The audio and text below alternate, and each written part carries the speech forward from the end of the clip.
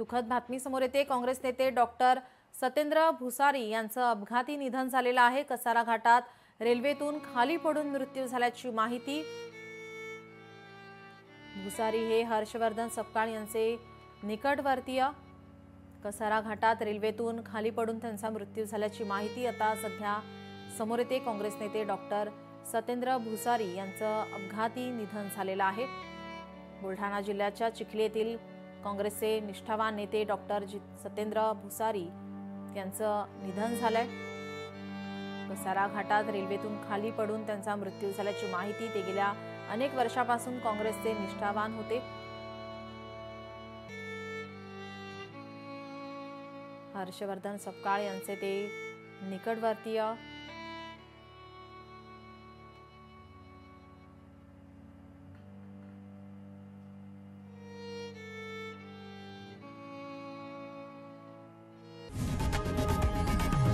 लोकशाही मराठी ऐका, पहा, जागरूक रहा।